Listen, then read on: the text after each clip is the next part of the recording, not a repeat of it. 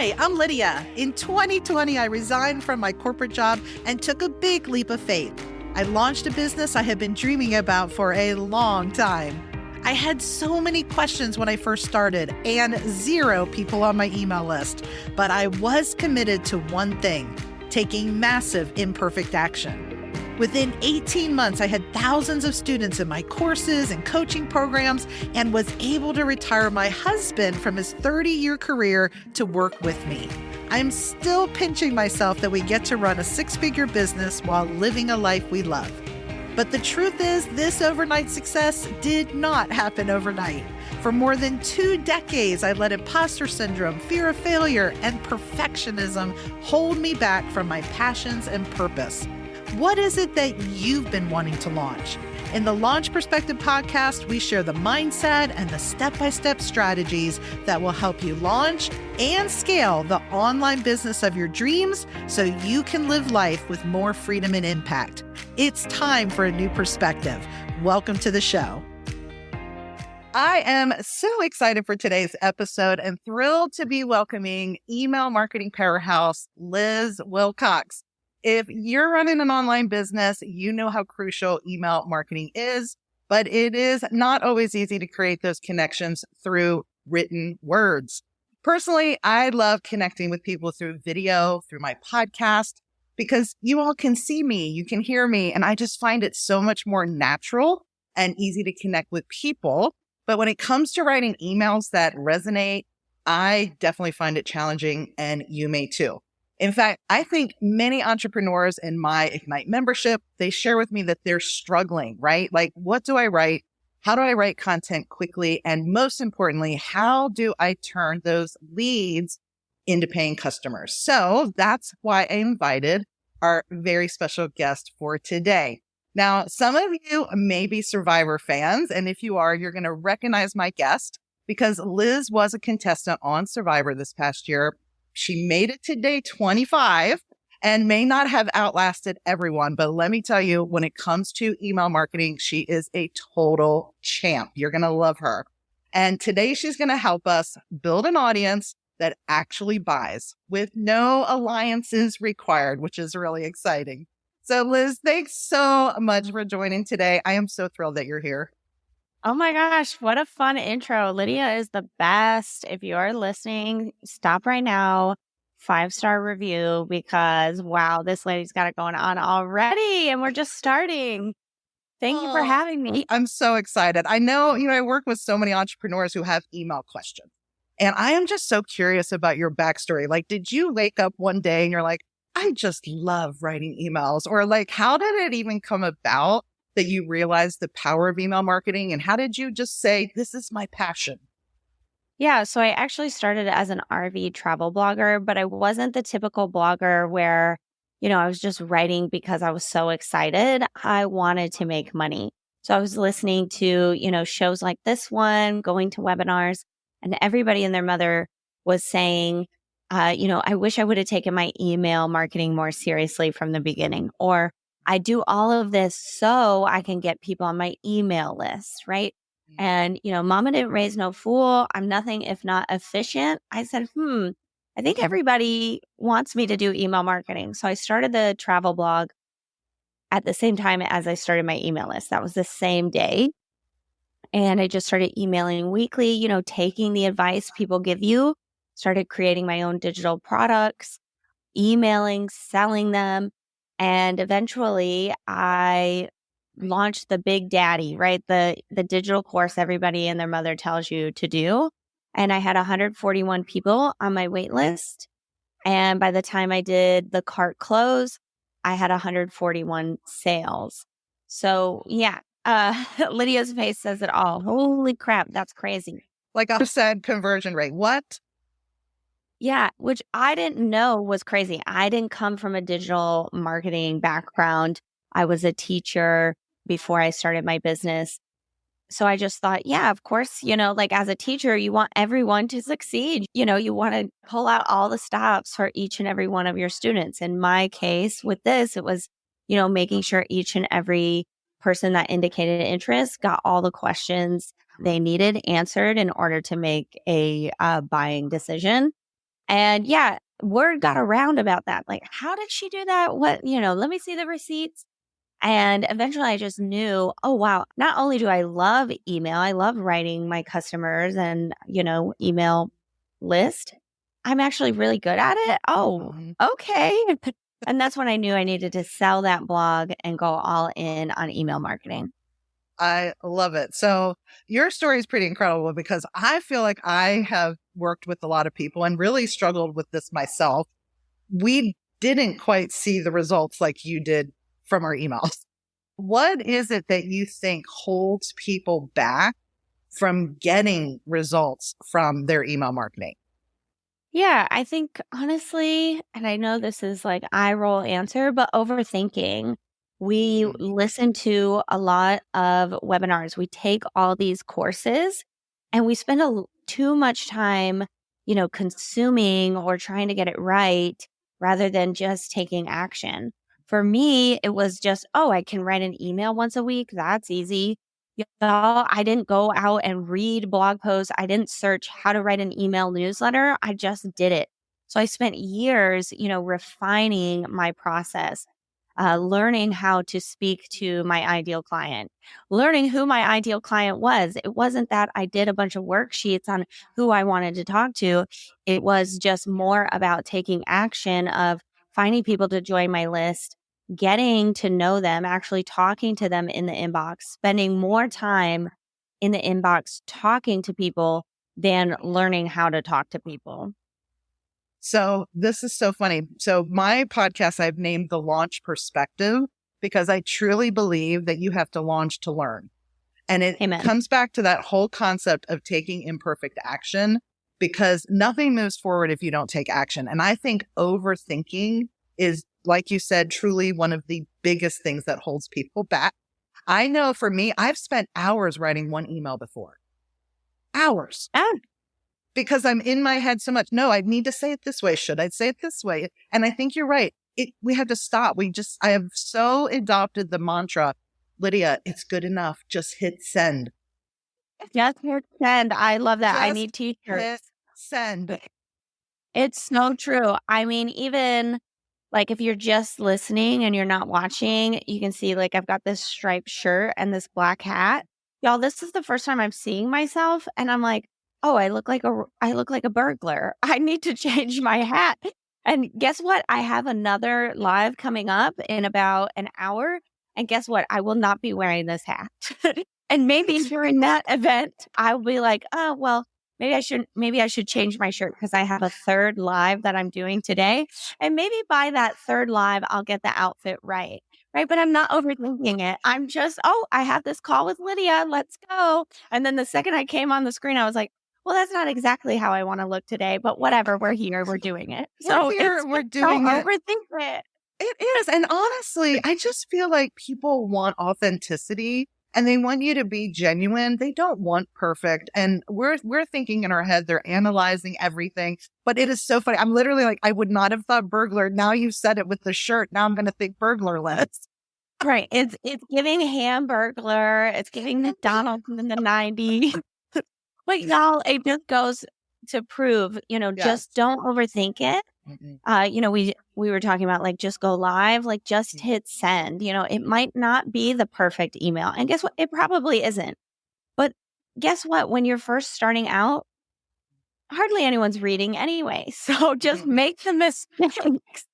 Get that rusty tin can man out of there. And then by the time you've actually built an audience, you know how you want to show up online. You know how you want to show up in your emails. That's when you'll actually have the audience and they'll love everything you send. It's so true because in the beginning, like truly, no one is looking at anything as closely as we are. And so that's where like you just have to let that overthinking go. And you doing it is increasing that muscle memory and that ability to make decisions, take action and move faster. And that is gold. And I just love what you're sharing here. And I know you teach this really simple thing called an email staircase. And I love simple. So as a teacher, somebody who loves to make hard things very, very simple and systematic, will you just tell everybody what the email staircase is and why it works so well? So the email staircase is just my framework on how emails work. So first you have a follower, then you have a friend, then a customer. That's the staircase we're climbing. So the follower is, you do an event like this, or you write a guest blog, or somebody finds you on social, right? They're now your follower. Get them on your email list. And once they're on your email list, try to turn them into a friend. Someone, like we just said, that gets excited when you send emails, wants to open everything, wants to read everything. And once you have a list full of friends, people that you know how to talk to them, they respond to you, you can have a list full of customers because people buy from people they trust. And who do they trust more than their friends, right? You're going to be able to, because you're interacting, you're seeing engagement in your list, you're going to be able to not only hone in on the messaging of your offers, but create offers that they want. For example, my first product was a book about poop. It was called Tales from the Black Tank. The Black Tank is where your sewage goes in your RV. I never would have written that book. I actually don't like potty humor that much. But people said, Liz, you're really funny and you can tell a good story. That's why we follow you. So I actually created the offer after they told me, my email friends told me what they liked about me. So my first offer was that funny book of stories, right?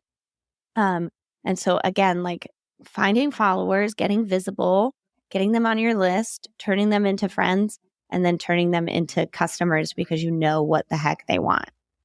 So good and so simple. And this I think is one of the reasons that holds people back too. They think, well, I have to create this super long email sequence, like a welcome sequence, for example. And until I've written this really long email sequence that fits in this super fancy funnel, I'm just not going to send anything. Like it has to be perfect, or it has to be right, or it has to have all the elements before I can move forward. So what are your thoughts about that? And how can people simplify? And what alternative is there if we're not going to write this super fancy funnel email sequence? First of all, how the heck do you know what's going to be in your funnel if you've never sold anything? Like a funnel only works when you have a proven product, when you have a proven process, right? It's only after you've launched a few times that you know how to talk about your offer, what to write, what not to write, what objections to address head on, and which ones, need a little more, what's the word I'm looking for? Lydia, help me. A little more substance. They need a funnel, right? Some things will sell quickly, other things people need time. But you won't know that until you start emailing, until you start selling. So a simple alternative, what I say is like email is just really made of three things. Number one, that welcome sequence. But no, it doesn't have to be this long, drawn out thing. It can just be 3-4 emails where you set expectations. You tell people what's to come. You share a little bit of personality and the vision you have for those potential clients and students, right? That's what the welcome sequence is all about. It's the same way as when Lydia starts her podcast, she says, oh, this is what we're going to talk about today. This is where we're going. This is who we're talking to. This is their expertise. She's setting us up for success. She's letting us know what's about to happen. That's what the welcome sequence is. The second thing is just newsletters. We've already talked about these. These are, mostly weekly emails that are set out live, right? This isn't a funnel or anything with, tips, tricks, little content pieces, things of value, also little connections, right? Let's start the friendship, right, with the newsletters. And so you're sharing, how you're investing in your business, how you're investing in them, the things you're creating, etc. And then this is the part where most people skip or they wait too long. Sales, right? There are sales emails. And this is very important. Otherwise, you're never going to make money, right? So we've got the welcome sequence, we've got newsletters, and then we need to sprinkle in sales. So you can do this in your newsletters. You can soft pitch something. Let's say I wrote an email about your welcome sequence, what needs to be in it, why is it important? And then at the end, I can say, oh, by the way, I've got this $50 welcome sequence workshop, no big deal. But if you're ready to actually write it, here you go. That's a soft pitch, right? The email really isn't about the workshop. It's about the content of the workshop, right? So mastering the art of the soft pitch. And then if you're watching, you can see I've got the calendar behind me. It is your job to decide when to sell, right? So I really recommend you don't need a whole year, but look at the next 30, 60, 90 days. What do you want to launch? What do you need to do before, during, and after that launch? Put some dates on the calendar, babe. It's not just going to be the perfect time to launch. You need to know when to launch, and it's up to you. So for example, me, I like a birthday launch around my birthday because that's fun. I like a Christmas in July sale because that's fun. And I like Black Friday because that's the biggest shopping day of the year. So my entire year is mapped out around those 3 dates. And I sprinkle everything else in around those sales events. I love it so I definitely teach launching as a launch strategist.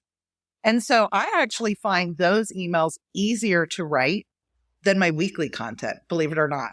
Like I am all about the launch. I love launching. I love picking the dates, seeing the vision of where everything should go. And it makes sense for me when I'm launching what email should go out. And then I get to my weekly newsletter and it's like blank page. What do I say right now? Because like I like launching because there's like, you know where you're headed, right? And so I would love to hear any tips on how to make the weekly content more manageable and more fun to do. Can it be fun, Liz? It can be fun. Just remember, this is just a touch point. You're just connecting with those potential clients and students. And if you want your launch to do well, then, you've got to keep connecting with them. Yeah. And so if you want it to be fun, well, what would be fun to share? It doesn't always have to be your content or your ideas, right? You can share, I saw this TikTok and thought of you. Here's the latest blog post. Like, for example, even in my Facebook group today, I shared another Facebook post I saw from Social Media Examiner talking about AI and the future of Google. And I said, what are your thoughts? Discuss. That post is going crazy right now. Within 5 minutes, there's already like 10 comments. That's not my content. That's just something I thought was relevant to the both of us, right? To myself as a business owner and to my customers. So think about, what is relevant to you and yours, right? Remember, we're making friends in the inbox. So friends share other information, right? They discuss things, they engage with each other.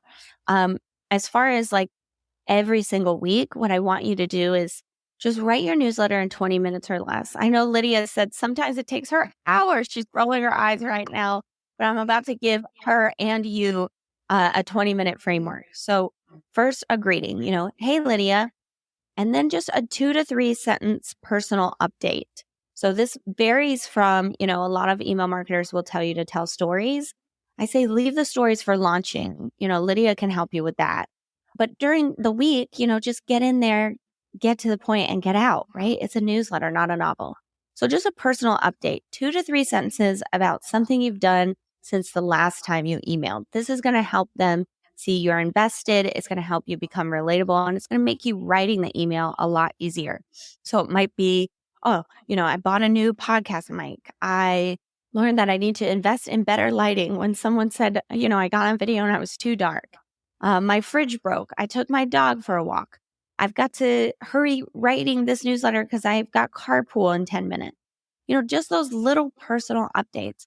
And then segue into the content, whether you've got a new blog post, a new podcast, you're going live on YouTube later, whatever it is, even someone else's content, just segue and put that content and share why you want them to take a look. Hey, I saw this. I thought it was really funny. I think you might too, because we both are dog lovers. Check it out here.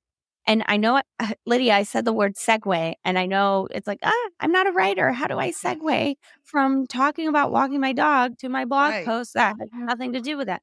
Well, my friends, ladies and gents, just hit that caps lock and type in the word anyway, ... What I really wanted to tell you about today is my new blog post. I'm going live today at 2 p.m. This calendar I found on Amazon that I think everyone should buy. Just super, super easy, right? Okay, that is my favorite tip of the year. It is hard sometimes to think you're really documenting what you're doing. It's not just informing them about things. It's sharing and bringing them into an experience. But I'm like, it is so weird to then move into, oh, now check out this thing. Yeah, I literally, so I've got my phone on my ear right now. So like if Lydia and I were just on the phone and, oh, how are you doing? Oh, I just took the dog for a walk. Fido, of course, he got off his leash. I had to run. And then your friend goes, yeah, oh, I don't know why you still have that dog. And then you say, anyway, I'm calling about tonight. I can't make the meeting. That's literally how you talk on the phone, right? It's It not like we have is. to have this beautiful, and while I was running towards Fido, I realized I can't run towards the meeting today. Like, that's awkward. That's not how we talk. I This love is a it. newsletter, not a novel. So just get to the point. And I love that too. It's a newsletter, not a novel. Sometimes less is definitely more. Amen. Listen, Yes. the last thing I'll say about that is if you don't have time to write your email, chances are people don't have time to read it. So again, Mm. just get in there, get to the point and get out. That's a real respect thing that you're doing in the inbox. And so that when you go to get Lydia's help with launching, when you go to write those launch emails that tend to be a little longer, they will know that it is important because you tend to just get to the point and now you're sharing some details. It will be this pattern interrupt in the best way that will get people to pay better attention to you. Well, see, and this is why I find this so helpful because, like I shared in the intro, I feel like I can connect so easily with people on video and even in audio, right? When they're hearing the reflection of your voice and they're seeing your energy, it's like they have that connection. It's so much easier for people to transition from, hey, I just met you online to, oh, I really want to learn about your stuff. So, like, is there anything else we can do in emails, in written word, if that's challenging for us, to improve that connection so that they really do trust and are ready to be receptive to buying? So I've got two things. Number one, consistency. I know it's hard, but you really got to be consistent, right? The same way if you are like Lydia, you have this outward content, you have a podcast or a YouTube channel, a live stream, something like that. That's very consistent. That helps build trust. You've got to do the same thing with email. If you email today and then you wait until Christmas Eve to email, you're not really going to get many places, right? The second thing, to Lydia's point of, oh, if they can hear my voice, if they can see me, that builds trust quickly. That's so true. So add those in your emails, things like GIFs or GIFs, however you want to pronounce it. I make my own. And so people can see my face right off the bat. It's a personal brand recognition, right? You could also use other GIFs. Like, for example, I'm a huge fan of, you guessed it, Survivor. So I use a lot of Survivor GIFs and people know that, oh, that's Liz's thing, right? Even before I was on the show, I used that kind of stuff. And then you can also put pictures. I wouldn't say put a picture, you don't need it in every email, but especially in the welcome sequence, especially in pre-launch or launch emails, putting pictures of even, like a little selfie of you working at your computer, writing the sales page, or if maybe you're an e-commerce brand, a picture of you making your bracelets, things like that. The visuals, to Lydia's point, are very, very important in gaining that trust quickly. Also, something that I love is loom.com. It's a little extension on Google Chrome where you can just make videos. I send Loom videos all the time, whether it's to my actual email list, like in the newsletter. If I'm like, oh, hey, here's some ideas for subject lines. And then, oh, here's a video of me explaining it in case, you do better with audio. And I'll just, quick 2-minute video of me reading the newsletter or something like that. I also do it when people hit reply to me. So let's say I send an email out about subject lines and somebody replies, oh, but I still struggle, dot, dot, dot. Instead of just typing out an answer, I'll just click that Chrome extension, Loom video, and I'll make a video. Oh, Lydia, that's a great question. I took a look, I could see your website. This is kind of how I see you writing subject lines. Or let me show you my top 3 performing subject lines in the last few days. And I'll let you know why I think they performed. And, I'll even show you one that didn't and what I would change about it. And making that video is like, oh my gosh, like Lydia's eyeballs are so big because it's so out of the norm that it's going to hit so well with your people. It's powerful. So Loom is so awesome for that. And for a lot of my audience, they know I use Descript. And Descript has something called quick recordings, which is very similar to Loom. And so you're right. It's so easy. I just will pull up Descript, hit record, and right afterwards, there's not even a wait. Like it has transcribed what I've said. I have a video, I have a link, and I send it to them. It's so powerful because you're right, that personal touch. But I wasn't even thinking like using them from an email. I'm usually sending them to an email of like a YouTube video or something like that. But you're right. Even just a quick little thing you want to say, how easy would that be? So it adds the live element with the written word. I love it. Yeah, absolutely. And even if, like a regular newsletter, or let's say, you're doing a soft pitch with a newsletter for that welcome sequence workshop, right? And I say, oh, by the way, I've got this welcome sequence workshop. If you want to check it out, $49. If you're more of a visual person, let me just show you the slides. And then it would be a video, you link, let me just show you the slides. And it's a video of you. Here's the first slide. Oh, wait until we get to the middle, da, da, da, da, da. And that will really, really help you succeed in the inbox.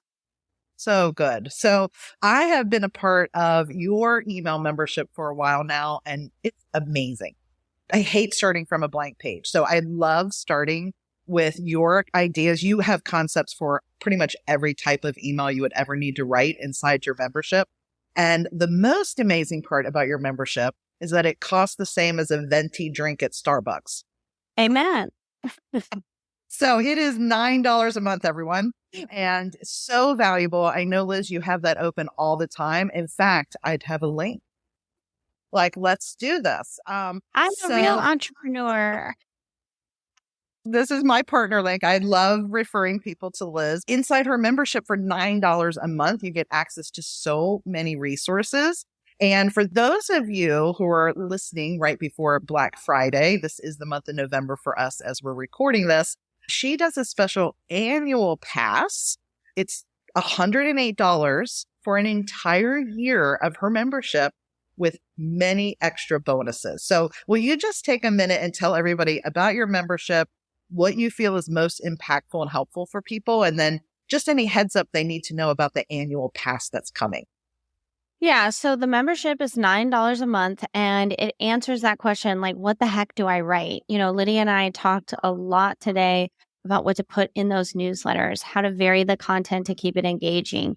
Even those little tips I was giving you about entering videos into your emails, all of that is within the membership. So the membership, every single week, I send you a template for you to take and make your own. Sure, you can copy and paste it. You could paste it into ChatGPT to help you out.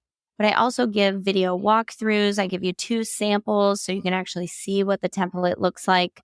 And each week I'm doing all that marketing for you. We talked about turning a follower into a friend. We talked about soft pitching, etc. That's baked into every single template that I give you. Every single template is designed to turn a follower into a friend. Every single video walkthrough that comes with the template tells you how you could turn this template into a soft pitch if you wanted to. There's also sales emails in there. There's an entire pre-launch mini course, which I know would pair well with what you're doing with Lydia, as well as, a course on list building, because I know that's super, super important, and some other things. That's $9 a month. Oh, and we do a live Q&A once a month, which is super, super fun. That's $9 a month. But Lydia mentioned our annual pass that's offered just a few times a year. I mentioned those times earlier in this episode. And that's where you join for a year, $9 times 12 months. That's $108, right? You think, well, what's the deal in that? You actually get access to all my other products for free for that entire year. So whether you're just starting out, you have nobody on your email list, or, you've got a few thousand and you're ready to, oh, maybe I am ready to dabble in that funnel Lydia and Liz talked about earlier in the episode, I've got you covered. That welcome sequence workshop I talked about, there's a $500 course on launching in there. There's stuff on how to get your open and click rates up. You name it. When it comes to email, we've got it going on. And in 2025, we're going to have 3 list building challenges. So the entire year, you're going to be building your list as you send those weekly newsletters that I'm sending out. I'm so excited about it. It's going to be available November 25th through the 29th, 5 days only, and then it won't be open for another 4 months. So if you think, yes, 2025, that's the year for email marketing and me, I'd love for you to consider the annual pass. And then, of course, that $9 with the templates and the Q&A is always open. Well, I'm going to just put the link to my podcast here, because if you're on my email list, which I hope you are, but if you're not already, maybe you're new to the podcast, if you go to launchperspective.com, scroll all the way to the bottom, there is a way to get notified of future podcasts. It will put you on our email list. And if you're on my list, I will most definitely be sharing all the details about Liz's annual pass when Black Friday gets closer. So make sure you're on the list for that goodness. And then again, if you're listening to this after Black Friday, you can still get in for $9 a month, which is a steal. So I'm so excited that we shared that. Awesome. Thank you so much. Yes. So I do want to ask one final question before we wrap up. So what is one lesson from Survivor, your whole experience on Survivor, that you think every entrepreneur could use in their email strategy? So we talked a little bit earlier about taking action and letting go of that perfectionism, that, oh my gosh, I got to learn everything before I can do anything, type of thinking. Well, out on Survivor, if you haven't seen it, you can just Google Liz Survivor. It'll pop right up. I had a major meltdown. I was so hungry and I didn't get a food reward, and I flipped out. There's no other way to describe it. I will fully own my temper tantrum. Well, what happened after the temper tantrum really taught me a lot about what I deserve. Everyone forgave me. Everyone said it was a completely normal response to an incredibly stressful moment in my life. And it actually endeared me to people. I became much closer to people after that. And I realized in that moment, as much as I give grace, oh, they're hungry. Oh, they don't know any better, etc. Oh, they're just having a bad day. As much as I give grace, I deserve grace as well. And when it comes to your business and even your email, because I know email can feel really stressful, as much as you give grace to other people, you deserve grace too. As much as you give grace when it comes to your clients or your students, especially with an email, like, it's okay that you didn't feel 100% confident about that email you just sent, or people unsubscribed, or your list isn't growing as fast as you'd like, or you haven't updated your welcome sequence in 2 years, or, oh my gosh, I haven't even emailed in 6 months. I know you give grace to other people in and outside of your business, and you deserve grace too, babe. Amen. That was awesome. That's so true. Like, how many times are people beating themselves up because they think, I didn't do this, I didn't do that? I have a lot of people that say, I haven't emailed my list in 6 months. I'm too embarrassed to even write to them. And I'm thinking, but what would you tell someone who hadn't written to you? Just write. Like, right. This isn't, you don't have to write a 6-month sob story on an apology on why you haven't written. Like, just write. Amen. Oh my gosh, please do not send an apology email. I say it with love. Nobody cares.